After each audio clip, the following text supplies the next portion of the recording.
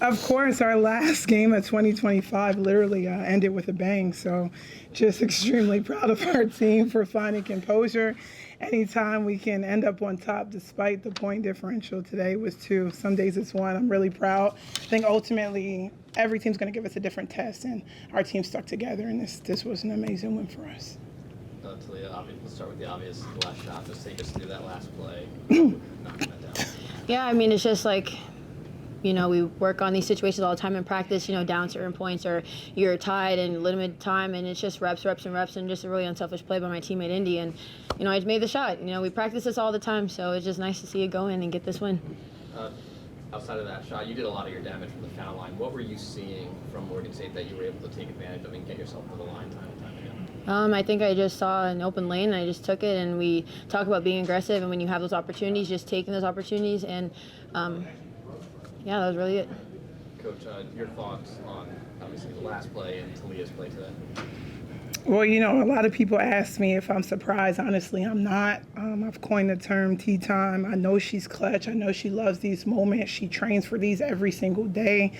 This is why we are blessed to say she came to Towson, and ultimately she's a matchup challenge for a lot of teams. Was able to get on her early, return it over, and then for her to just be able to respond, it just attributes her to who she is.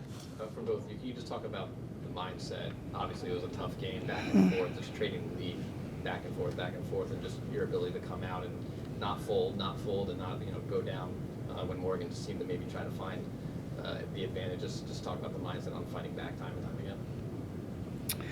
We knew that this was going to be a battle. It was last year that it was a one-possession game. This year it's a one-possession game. I genuinely think their record doesn't reflect the caliber of team that they are. They're in a lot of games. They've had a really, really tough non-conference schedule, so they've just been tested time and time. And, there is a pride here for Baltimore that they come in and they play us tough. So, again, the resilience of this team is just extremely remarkable. Coach, you look at the stat sheet, 12 steals from Morgan State. What were they doing? They just kind of read the passes, get their hands on the basketball.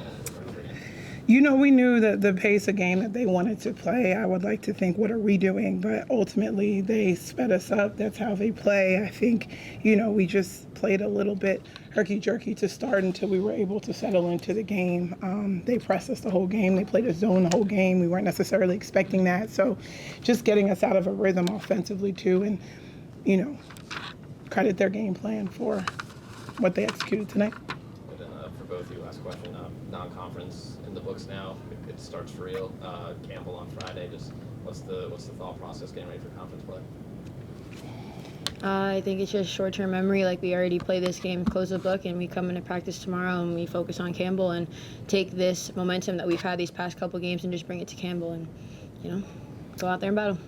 One game at a time. Conference play is here. We know the importance of every single game, every quarter, every minute, and it's just, again, credit our team for being able to bounce back from a 3-game losing streak to now being on a 3-game winning streak at the right time. We just continue to build 42 rebounds. That might be a season high, so I'm going to definitely let them know that I'm extremely excited about that.